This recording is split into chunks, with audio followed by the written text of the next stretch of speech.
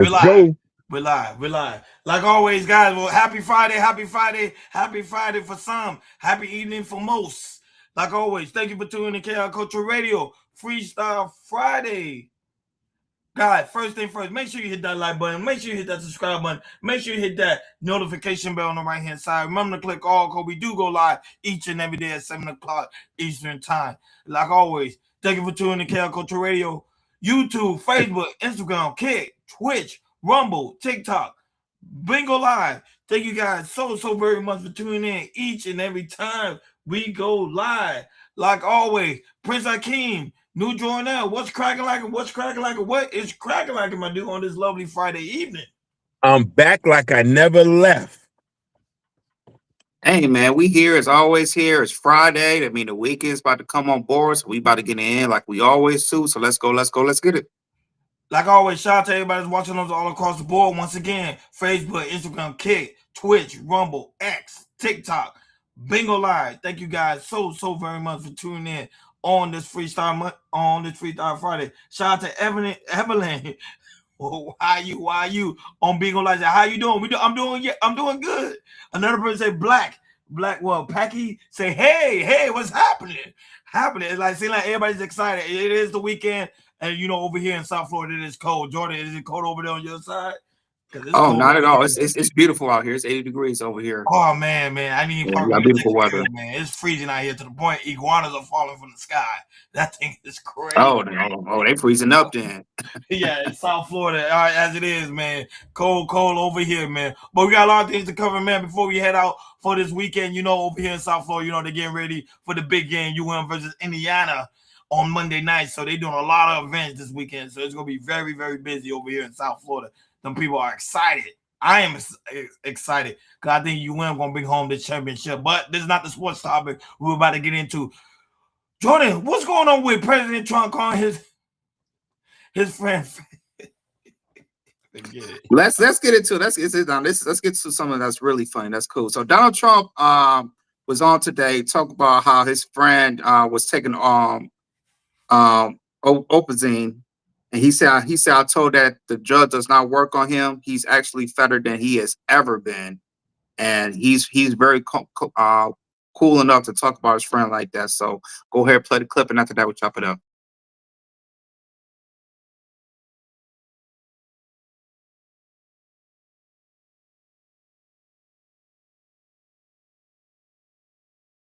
It's meant to be funny. People find it funny.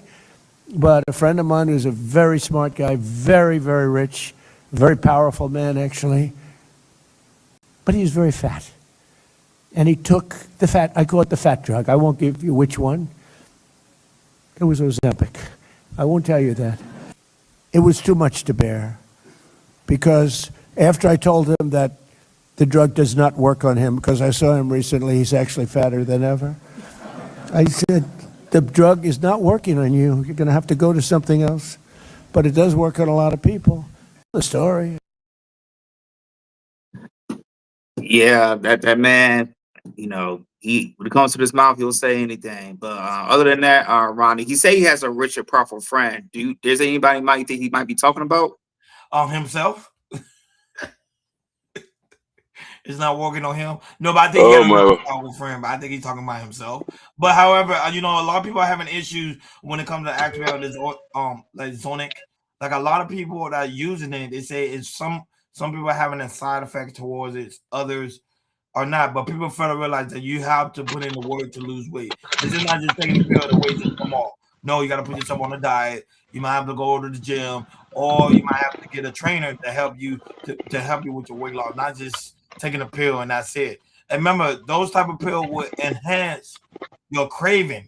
So now you're gonna remember it's supposed to bring your craving down. No, enhance it because it's moving up your metabolism. That's why his fat is fatter than ever before. Because that's what it does. It forces you to eat. Shout out to the beautiful and lovely Evelyn Perez that's in the building.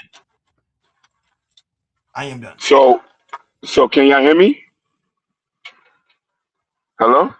Yes, we can. Go ahead. Yeah. So full transparency. I've been on something like Ozempic, but it's not Ozempic. It's tremethazide. You feel me? It's like Mounjaro. So what Ronnie is right. The drug is supposed to help curb your appetite. You still got to put in the work. You still got to walk. You still got to work out. You still got to eat right. So, but here's the thing. People who have access to money can eat what they want, when they want, how they want. So if you have access to food and you eating big steaks every day and you're taking the shots, it's not going to work for you.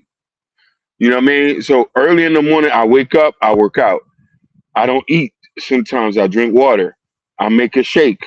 You know what I mean? And stuff like that. And it's the only reason why I've been able to mobilize my weight and keep it at the point. It just helps with your cravings. Other than that, and it helps with diabetes and high blood pressure and stuff. So it helps with a lot of different things, but you still got to put in the work. Wait, it help with diabetes? And I need to do research on that. It help with Yeah, diabetes. yeah, it does. Really good. Yep. Yeah, so here in the United States, here in the United States, I think comes other countries, I think we're like the top 10, the most overweight country in the world and everything. And for that we have a problem with that. Back in 50 years ago, 60 years ago, we took care of ourselves and everything. So when it comes to this, we have to change our ways of, it goes to the school and everything. I believe when it comes to the school, have more gym time and really put in the effort about, how to eat healthy and everything.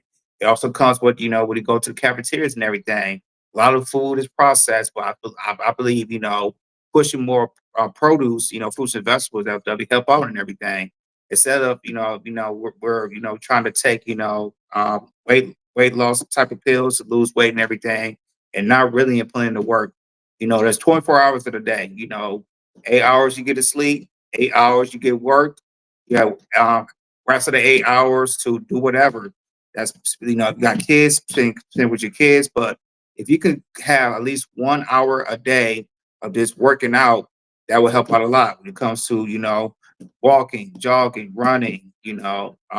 This really exercise. If you could put go swimming, a lot of activities you could do. To put it in and like that. So even at the older age, because the older age, you hit 30s, that weight 30s and 40s, if you don't way to work out, pounds gonna keep on adding up and everything. So it is very, very important to really put yourself out there, because if you guys keep taking these weight loss pills, think it's gonna do everything, not putting to work, nothing's not gonna change. So what Donald Trump was saying, he's right about. You just got to put in the work.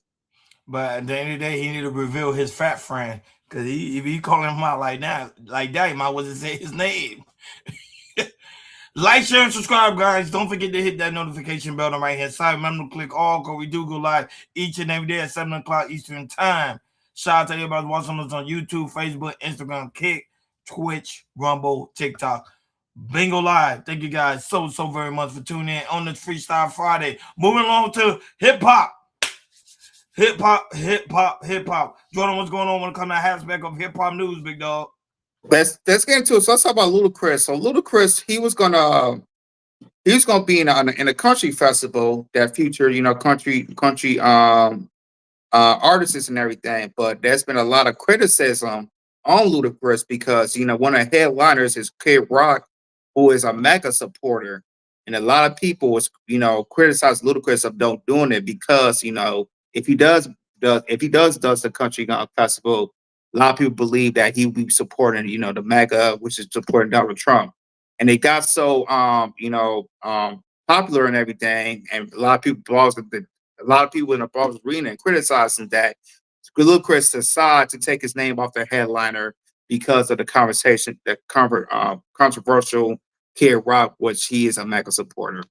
And Ludacris, he said, I don't want that smoke, and he didn't want to be in it anymore. We don't have a clip, but we do have him of him not being in the festival anymore. But so that being said, I'm passing to you guys. Do you think Ludacris should have kept on the lineup? Do whoever's has their whoever people support when it comes to Kid Rock, or do you believe he did the right thing of taking himself out of the country festival?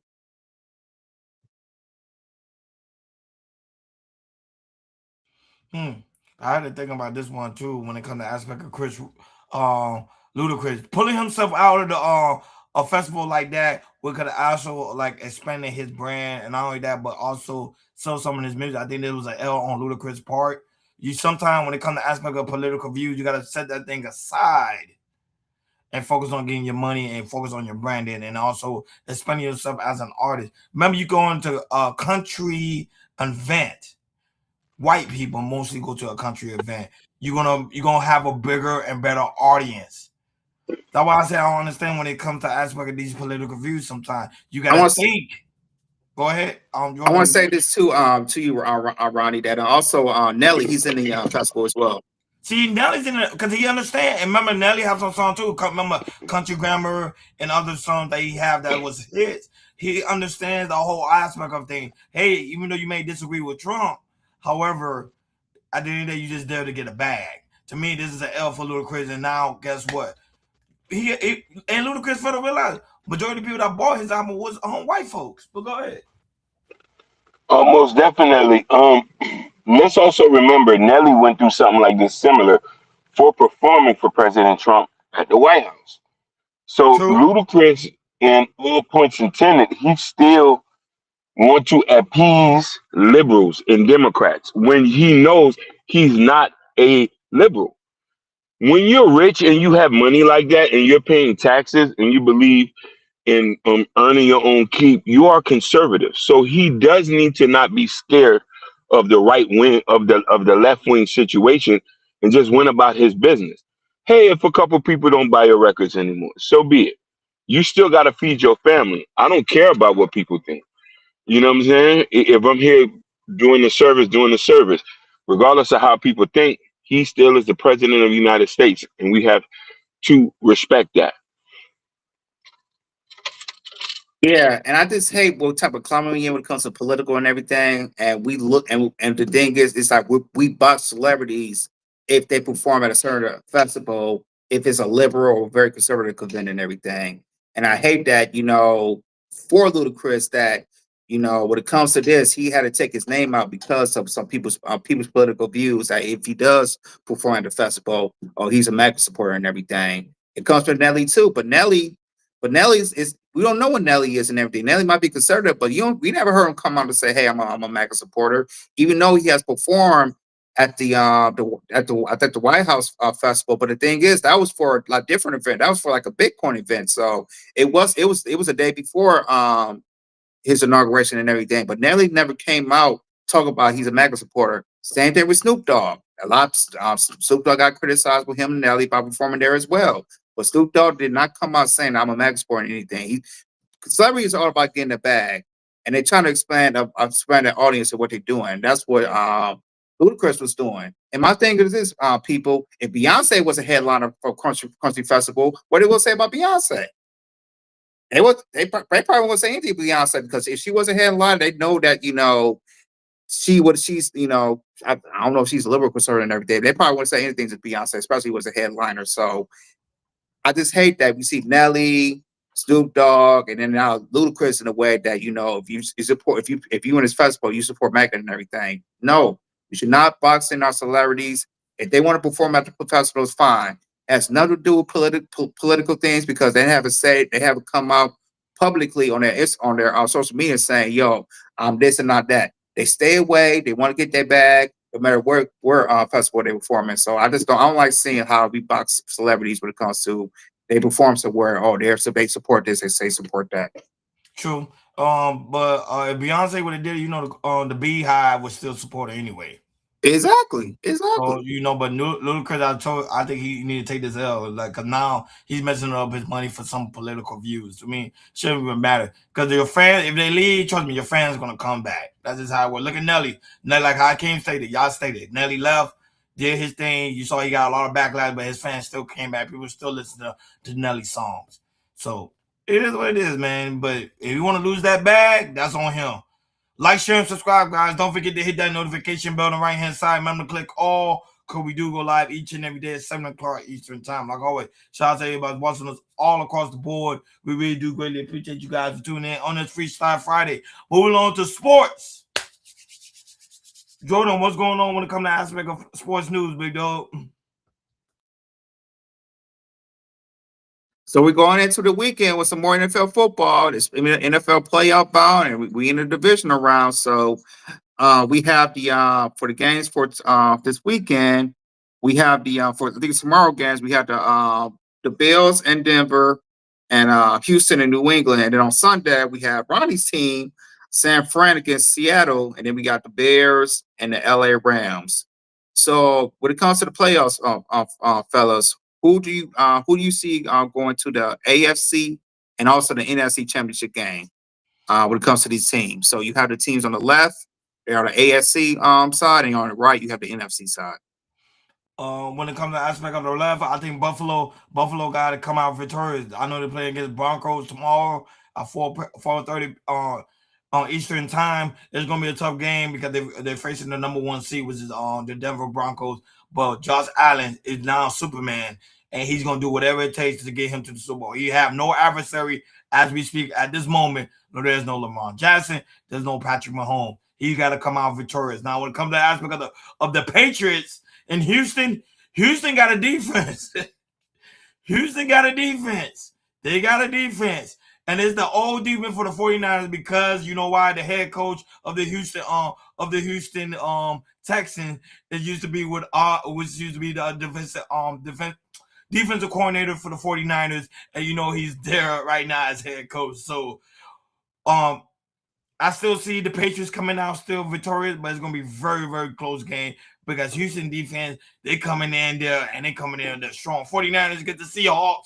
You should already know I'm biased. I'm going with my San Francisco 49ers. Brock Purdy is pretty much 4-0 when it comes to aspect of the Seattle. So it's going to be a tough game. I think this game is going to be down to the wire just like the Eagles game. And everybody's going to tune in because whoever wins this game, they are predicting is going to head to the Super Bowl. So everybody and their mom is going to turn in to this game. Jordan, actually, this game is tomorrow night, 8 o'clock Eastern time. So, okay. I got to stay up and watch that. And then when the Bears against the LA Rams, Chicago's cold right now. It's snowing. They're having a blizzard storm right now. So LA don't do good in the cold. So I see Chicago coming out victorious. So it's going to be 49 versus Chicago Bears, Buffalo versus the Patriots. Those are my predictions. For me, I'm gonna go the Patriots in Buffalo. I'm gonna go with the Bears versus the Seahawks. That's my Patriots. Okay. For me, because the Buffalo and Denver, I got Buffalo. I think Buffalo, they're gonna go to the Super Bowl. Houston and New England. Houston got one of the best defense in the playoffs right now, but their quarterback is shaky. He ain't looking well. So I got New England with that. San Francisco, Seattle, even though San Francisco lost their tight end, which was George Kittle, I still believe it's going to be a very, very close game, but I got Seattle edging it. And then LA Rams at the Bears, I think it's going to be like 15 degrees in Chicago. But I figure somehow, some way, LA is going to come out victorious.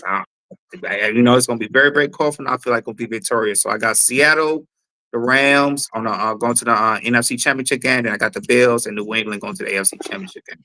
I don't know when it comes to aspect of the Rams game being really, really close. So they haven't been doing what it normally does. I think I really think the Bills are going to come out victorious. Of course, the 49, I'm biased. So that right there. Everybody should know I'm biased on that one. So, but Sam Darnold is hurt. I don't know everybody aware of that. Sam Darnold is hurt. He is questionable. He is on injury reserve. So, and the secondary quarterback is not that good. So I don't see Seattle coming out victorious. I think they want San Francisco because it's in San Francisco. Shout out to San Francisco. So if they win, you win. My year is done. That's all I need to know. 49 saying you win. That's it. That's all I need. But Buffalo, they need to win this game tomorrow. They really need to win this game tomorrow. If not, that coach is getting canned. And I don't think they want that. So Josh, if Josh listening in, y'all need to win. I know he's nervous, boy. They need to win tomorrow, boy. I'm nervous for him because they need to win tomorrow. I agree. They do. They do. They need to win tomorrow. It's not even no kidding around. They need to win tomorrow. You already know. Like, share, and subscribe, guys. Don't forget to hit that notification button right here side. Remember to click all, because we do go live each and every day at 7 o'clock Eastern Time. Shout out to everybody watching us all across the board. We really do greatly appreciate you guys for tuning in. On this Freestyle Friday, you know, somebody in the bingo line said, "Are we singers?" Oh, like, no, we don't sing. I don't know, Parker Hakeem. Hakeem's a rapper, though. He raps, but me and Jordan, we do not. All day. Moving on to money. Money make the world go round. Money makes our pockets fat. Jordan, what's going on when it comes to aspect of financial news, big dog? Let's get into it. Let's talk about a deal that U.S. and Taiwan has reached when it comes to a big deal. I think it's over $250 billion. And with this deal, it will help it will also help to cut tariff costs when it comes to the tariffs and everything that Trump has on Taiwan. So we do have a clip on it. So go ahead, play the first 3 minutes of it, and after that, we'll chop it up. Each in chip investment credit guarantees. What's your response? What's your reaction? Well, this is a deal that has been taking shape for months between the self-governed island and the United States. It's been a top priority for officials there in Taipei, but also here in Washington, because Taiwan is such a crucial source of the chips that go into artificial intelligence and AI data centers across the U.S. and around the world. And they wanted to make sure they get this locked into place and that they can have some assurance that supply lines to the island are really in a good place, and that the island feels like it is on par with its regional neighbors, Japan and South Korea, which also have been a big source of electronics, including chips, to the U.S., but have already agreed to trade pacts with the Trump administration. Now, under this, we've reported previously that the deal would include, it's not in the White House memo, but we reported earlier this week that the deal would include Taiwan Semiconductor Manufacturing Company agreeing to build as many as 4 additional plants beyond the 6 factories that it has promised to build here in the U.S. Over the next several years, along with 2 packaging facilities. So we're talking about a lot of investment here, Tim, and this is something that officials in Taiwan have been looking for, but it runs the risk, of course, of antagonizing China. Yeah, we're getting some more information on this. The U.S. and Taiwan agreeing to a trade agreement that would lower tariffs on goods from Taiwan to 15% and see TSMC increase financing for American operations. Taiwanese semiconductor companies. Taiwan's tech industry would commit to making at least $250 billion in direct investments to expand semiconductor energy and AI ops in the U.S., and provide Carol an additional $250 billion in credit guarantees. You know, Mike, I wonder, I think about the U.S. and China, man. This is frenemies to the, 10th degree or whatever you want to call it. I mean, we've got the president, right, heading to meet President Xi in China. I'm not quite sure the date on that. I think it's in April that's supposed to happen. But I think about that and what's happening, this deal with Taiwan and not looking to maybe antagonize China. But then you've also got, we kicked off in the introduction to you that the U.S. is convening dozens of foreign ministers from allied countries next month to look into and pursue an agreement designed to help reduce their dependencies on Chinese critical minerals. I mean, this relationship, as I feel like the U.S., China, Europe, these regions are trying to make sure they have an access to raw materials, critical minerals for their own national security.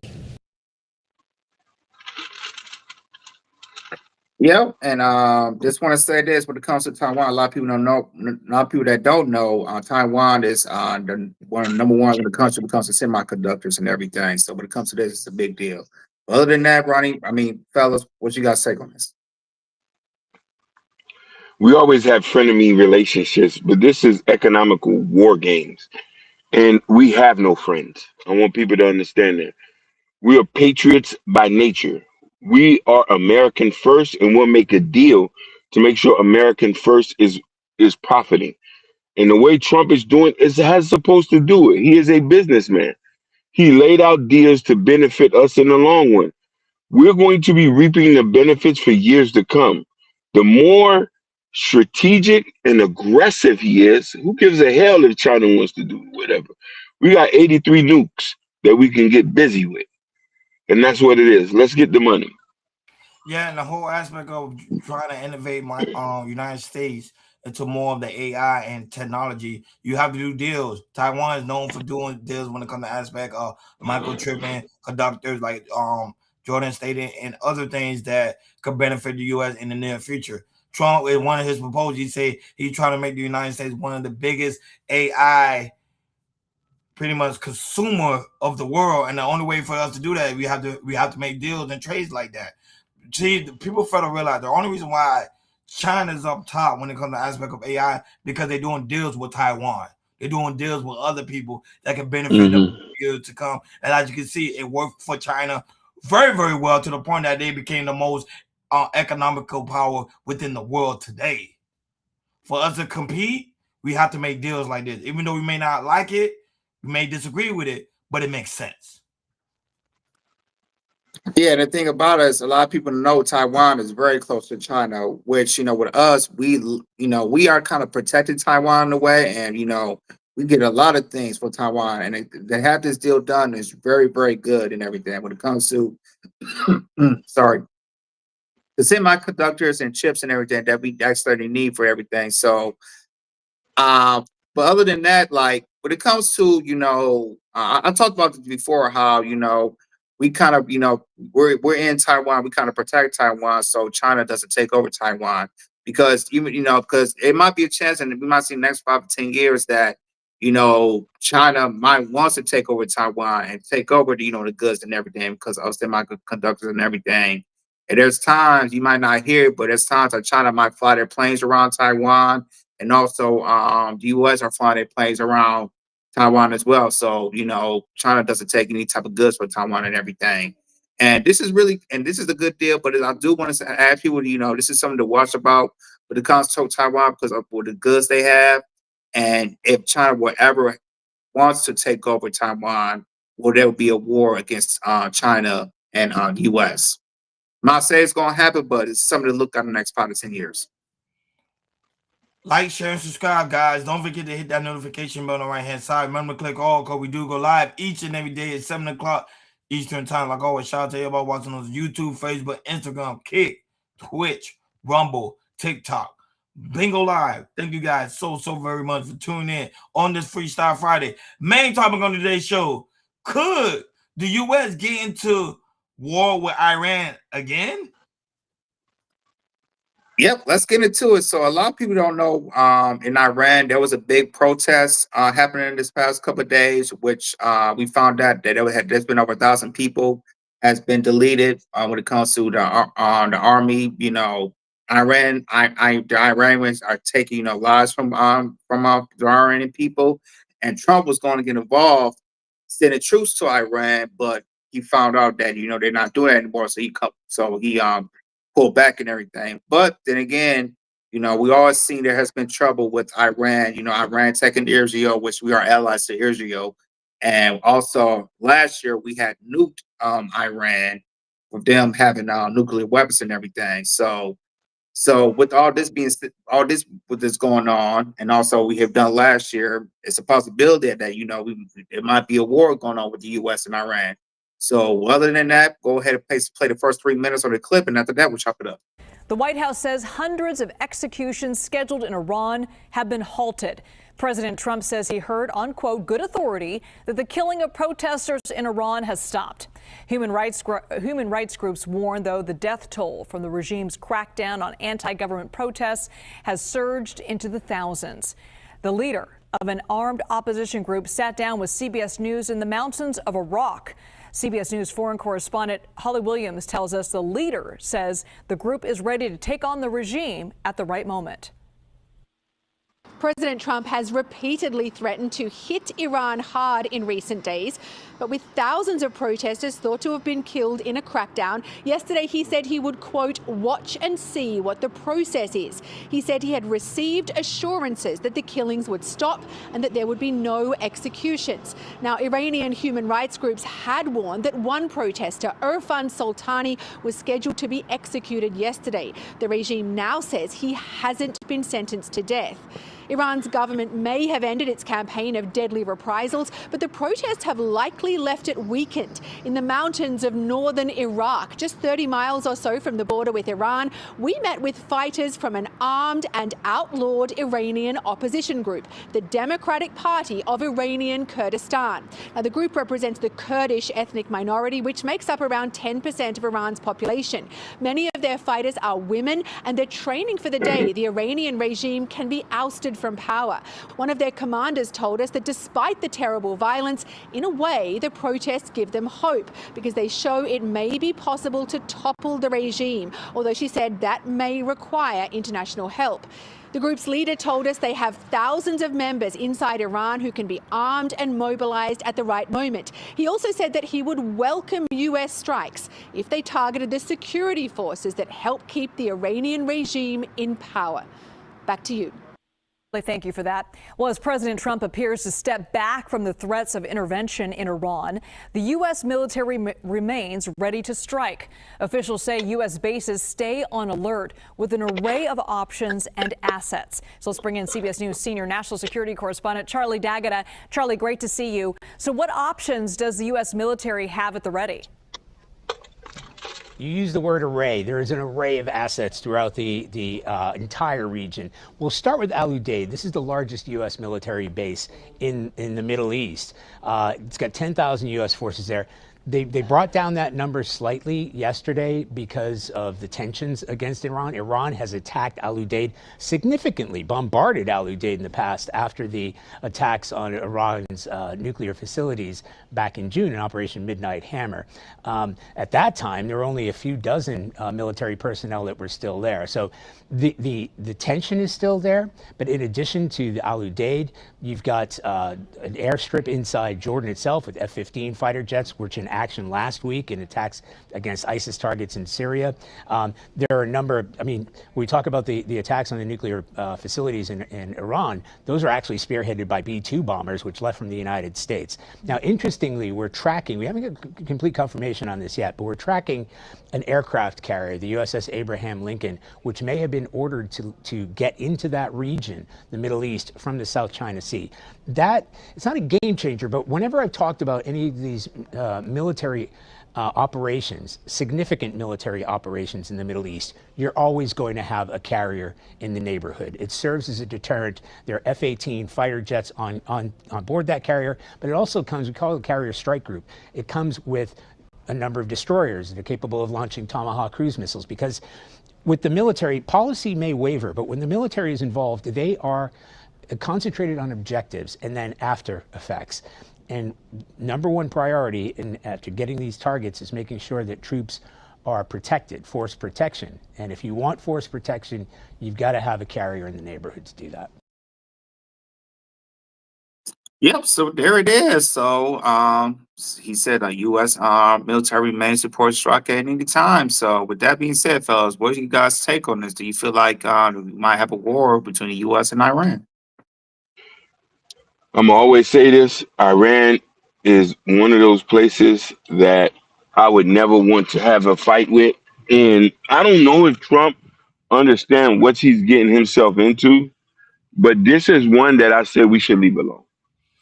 No, you know what I mean? Trump do got an advisor that's advising him through the whole process, so I think he do know what he exactly what he's into. Yeah, this is just a little bit shaky. We always have issue with Iran for a couple of years now. This is like nothing new. This has always been up. One year we're good, next year we're not. 1 year we're good, next year we're not. This is how it always is.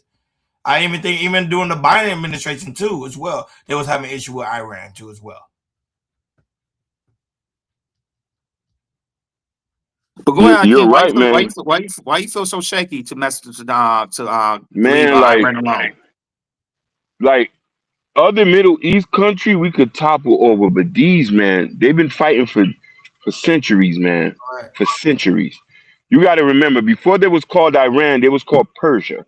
And if you do history and how, you know what I mean, and how Persia fought so many wars, these are not people that laid down.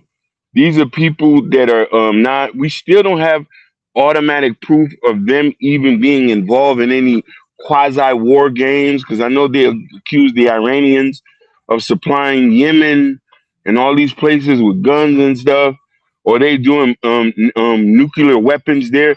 These people barely can eat. Inflation is killing them just like it's killing Zimbabwe. They barely could trade. So it's like we haven't seen nothing. Everything is just speculation. So I wouldn't want millions of people to be unalived due to a hunch. This is the same reason why we went into Iraq and Afghanistan, and them places ain't been right there since. It's still messed up before we even got in there.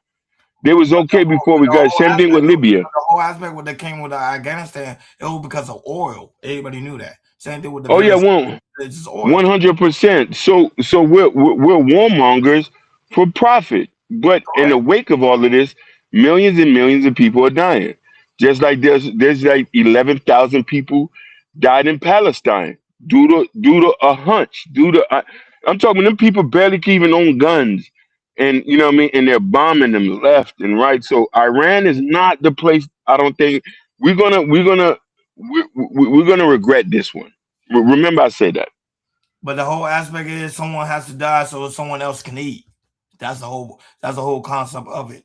So if to become the number one economical power and the most powerful military in the world, you got to strike other countries that you can see that's more powerful than you. Iran is considered the second most powerful people in the world. I think it's China, and the second one, no, not the second one. Sorry, United States is the second one. They're probably like the fourth and fifth. So by them attacking them, it's gonna send a signal like, hey, you got to play ball. If you don't play ball, we're gonna make it be known that you got to play ball. Yeah, when it comes to Middle East, what Hakeem was saying, everything, they always, you know, they're not us as the from the Western Hemisphere. Like for us, we're more of, you know, we don't want a new war, but if we push us, we'll go to it. When it comes to Middle East, centuries and centuries, they'll go a hardcore war and everything. And I feel like Iran and everything, with them, you know, going on with us, and also Israel, them and Israel going at it. Them and Israel are really going at it too. So I might could see Israel and Iran go at it, you know, because the dislike for each other, because of religion. For us as U.S. and everything, I don't feel like we're going to strike and everything unless you know they start really, you know, taking out a lot of people, and also maybe, you know, it's really start destroying Israel when it comes to that country. Then we probably have to go to war to intervene and everything. So I mean, but Iran, I don't know what it carves up and everything right now. It's just to me it's more 50-50, like, okay, we're gonna start a war, and you know what, we're not gonna do it and everything. So Trump just got to watch really close to it, which I think he already is and everything, and not really go directly like he did with Venezuela, because I do agree Iran is kind of sketchy in a way, and you know, you don't want to add more wars in the Middle East like we did with Afghanistan and Iraq and everything. I don't think we want to do that, you know, because we've done that so before and everything. I don't think we want to do it again. Like, share, subscribe, guys. Don't forget to hit that notification bell on the right-hand side. Remember to click all, because we do go live each and every day at 7 o'clock Eastern time. Like always, shout out to everybody watching us on YouTube, Facebook, Instagram, Kick, Twitch, Rumble, TikTok, Bingo Live. Thank you guys so very much for tuning in on this Freestyle Friday. Moving along to hip-hop. Jordan, what's going on when it comes to aspect of hip-hop news, big dog? Let's talk about NBA YoungBoy. So he is now the most certified rapper of all time with 126 RIAA certified titles. He more than Drake and anybody else. NBA YoungBoy could call himself the most certified rapper of all time with his all achievements and everything. So yeah, there you have it, man. He's that dude. So that being said, fellas, what you guys think about, you know, YoungBoy achieving this title that he has, being the most certified? It's a different generation. Different generation. That's why he's able to be the most certified. Different generation. A lot of these new kids don't understand the whole aspect of music. They're used to the old, or they're used to the new ways instead of the old ways. Drake, Kendrick, all those others, they are more lyrical. As NBA YoungBoy, more focused on pain. A lot of these kids are facing pain. Don't get me wrong. Abraham Youngboy has been doing a tremendous job when it comes to aspect of touring. As you can see, his tour is packed out. He's doing stuff that's most rappers and artists should be doing. Is selling out pack out crowd. When you sell out pack out crowd, they tend to buy your records, and that's what he's been known for. And also him going to jail, coming out, it plays a good part on the whole imagery of him being a gangster. So that's why people rock with him. I don't really like his music too much per se, but I know Hakeem can speak more on that. So here's the thing. Ron, you was right when you said this is a different generation. Every generation has its top number one. Biggie, Tupac was one. Drake and Kendrick was another one, and now NBA YoungBoy. Now, mind you, can y'all ever say y'all ever heard an NBA YoungBoy song on the radio? No, No, not recent. No. I don't really listen to radio. No. You don't really, but let's say if you do, but that's the crazy thing about how this generation is. Everything is online, and a lot of the young people gravitate to his music, just like a lot of young people gravitate to Rod Wave music. It's pain music. A lot of that stuff is not receptive to us, especially guys like me and you who are older. But I'm gonna give credit where credit is due. You know what I mean? There's no rumors of him using bots or anything like that. So, you know what I mean? But I can't personally understand him when he raps. And I land Yeah, right for there. me, I do like YoungBoy. I like some of his older songs and everything. I haven't listened to his newer songs and like that, but he is this new era of hip hop already. And with him, a lot of people streaming his music, from Spotify, Pandora, all that type of things, Apple Music. A lot of people really like NBA YoungBoy. They go to his concerts and everything. Y'all speak about he speak about pain, and some people can at his generation can relate to it and everything, and eventually I don't know women. Then you are right about that. Like I never heard of NBA YoungBoy, especially here in California, of putting his music out there, but maybe it could change, but I don't think it's going to change because this new generation that they don't listen to the radios. They're all about streaming their music from Spotify and everything, and they're going to continue to do that. But shout out to the man YoungBoy for achieving this his accomplishment. I'm definitely not hating on that. Yep. And moving on to other trending news, Jordan. What's going on with a man sentenced to 10 years for robbing an armed truck? I remember this story. Yeah, go ahead. You muted. I think we talked about this before, but he finally, a Cleveland man has finally be sentenced to 10 years in prison for robbing a armored truck and had over $300,000. And the thing is, how he got caught is they found a picture of him having most of the money, holding himself with a large amount of cash, and that's how he got caught. And now he's going to be serving time. So go ahead and play the clip, and after that, we'll chop it up. Armed guards go into the store to replenish the cash in the ATM. And while they are inside, a Dodge Durango backs into the parking spot next to their truck. The occupants remain inside the SUV. But when the guards emerge from the store, 3 gunmen, each wearing a mask, jump out of the SUV and confront guards at gunpoint. They take bags of cash from the bank truck, and one of the suspects gets behind the wheel and pulls away, nearly running over the lower legs of the guard on the ground. The other 2 suspects speed away in their SUV. Cleveland police responded to the robbery, and the bank truck that had been cleaned out was found abandoned in a nearby neighborhood. 2 armed guards Yeah, so they finally caught the Cleveland man. I don't know why he'll post himself like that, but other than that, fellas, what you guys take on this? It's just plain stupid. But go ahead. Clout chasing to get you messed up. That's all I got to say on that. It's just stupid. I don't know. People nowadays ain't got no sense. This internet is the Antichrist, man. People do the stupidest thing to go viral, and then when they get caught, they wonder why did they get caught, because you do stupid things like that. What dummy? Yeah, that's why I don't get it either. It's like people don't have no common sense. If you're gonna rob, okay, but you want to post stuff on Instagram or put it on live and show, hey, I got this, I got that. I'm like, yo, it's like, you know, you're gonna get caught if you post stuff online, right? It's like you're putting yourself out there. Hey, here I am, catch me.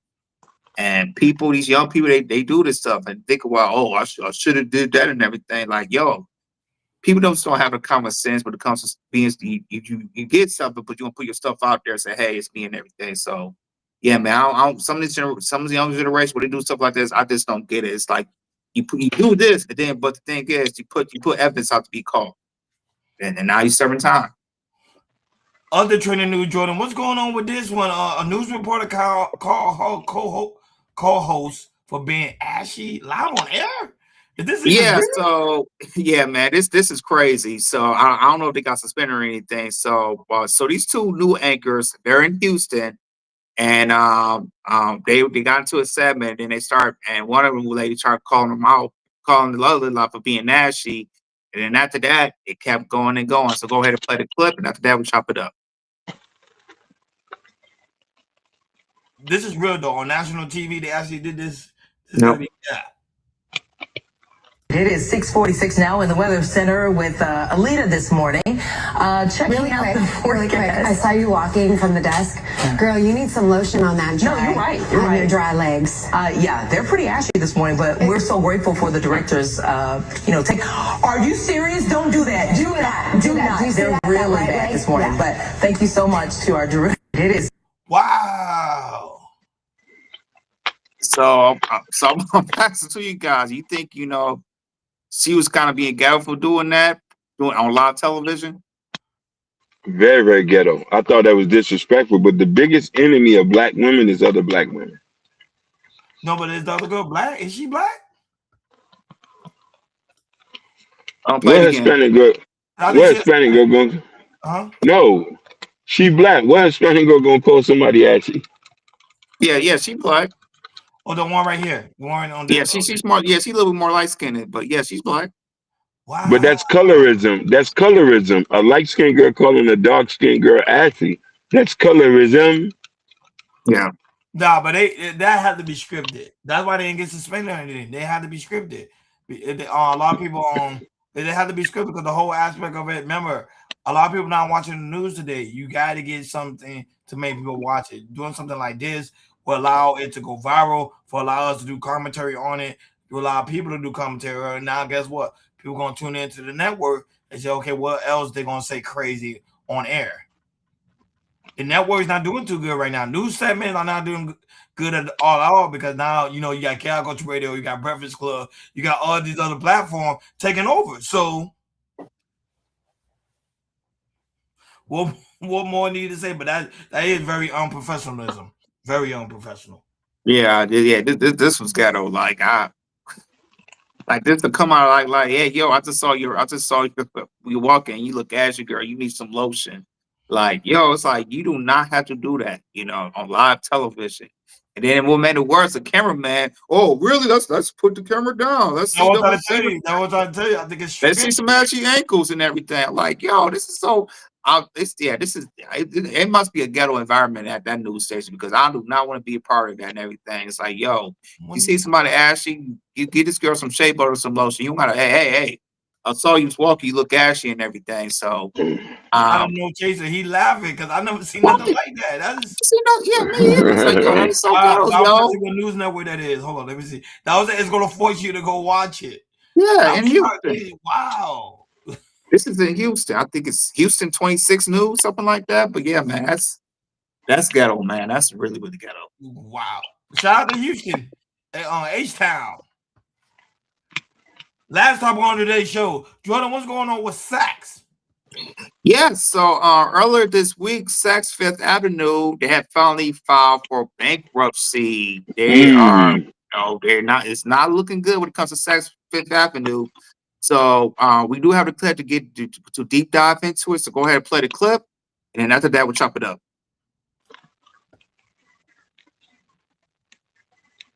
Shout out to also No Chaser that's in the building.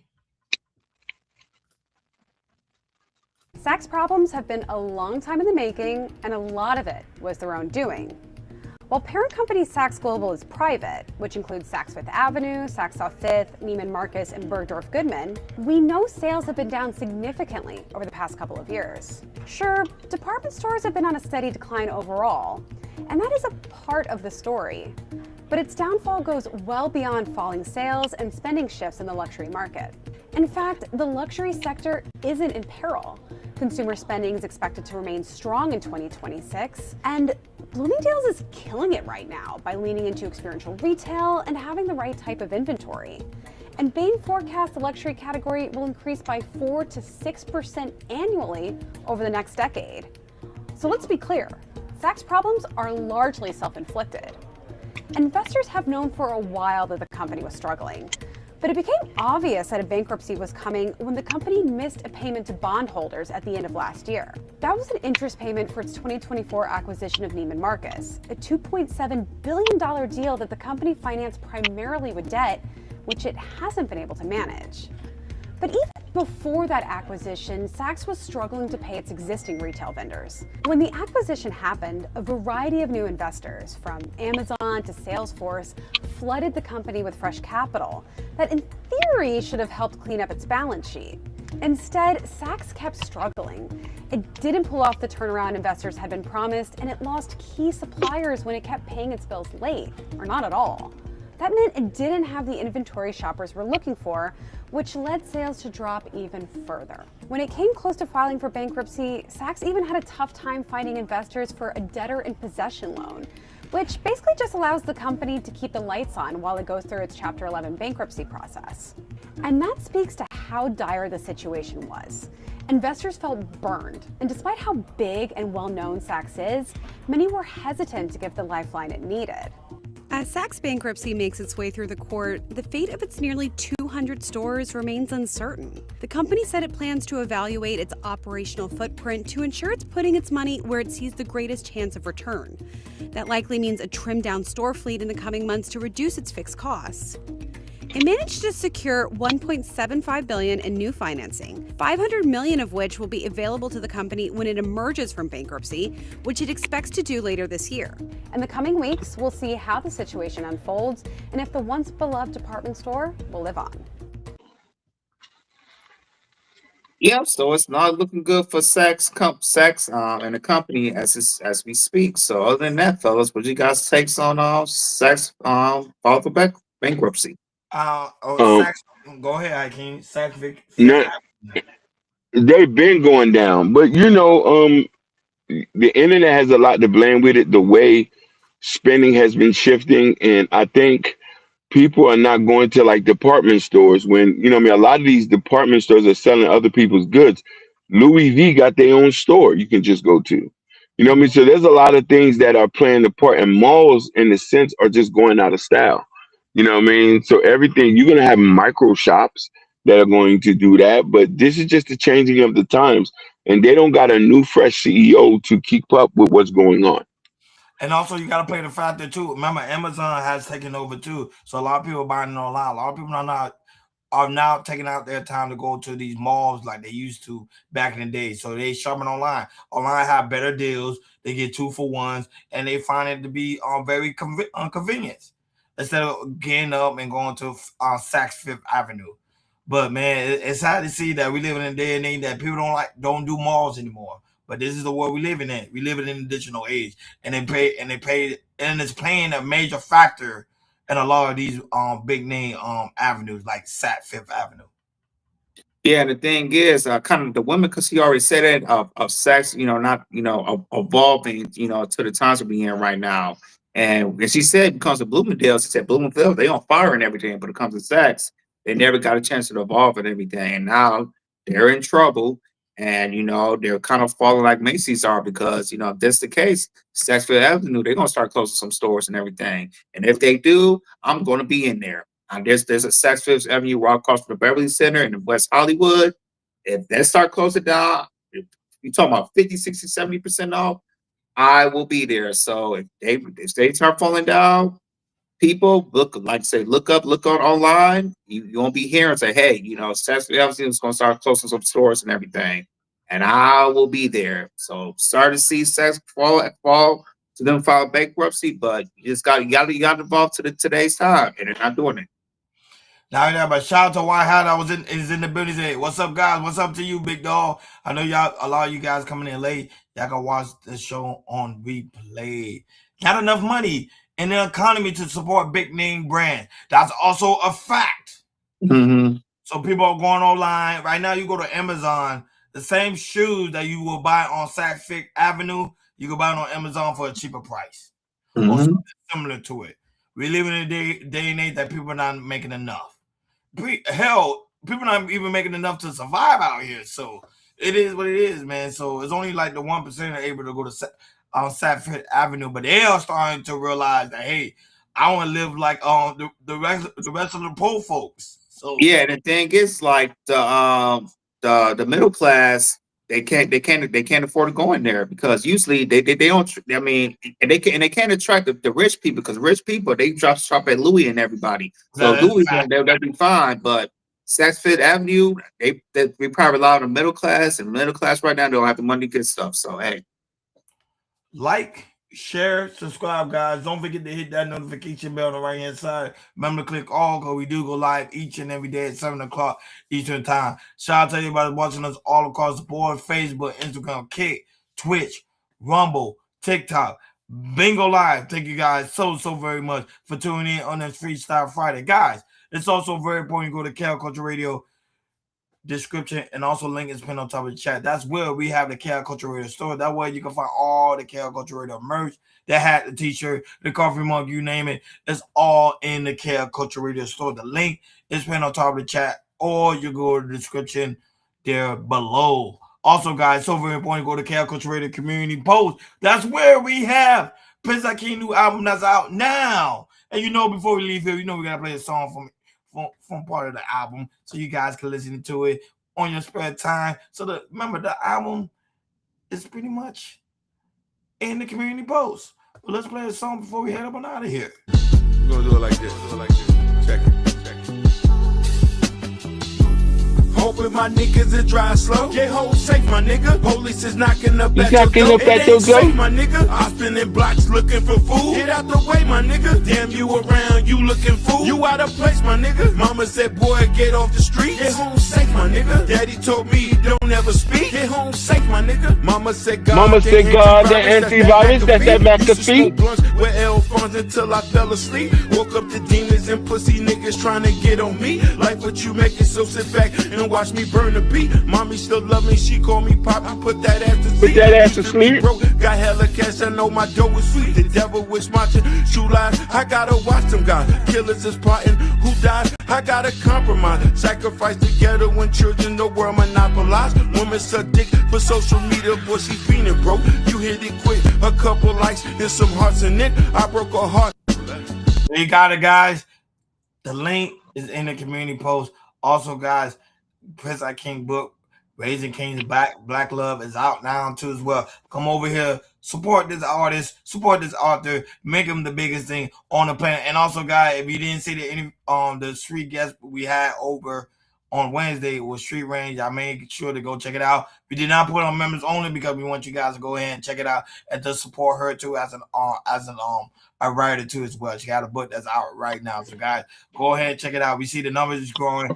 Probably she's bringing her friends over, her fans over here too as well, and other people going to check it out. We thank you guys so very much to support her also on our live stream, and we have other guests that we will be having too as well. So guys, be on the lookout for that one too. Like always, thank you for tuning in KL Culture Radio on this Freestyle Friday.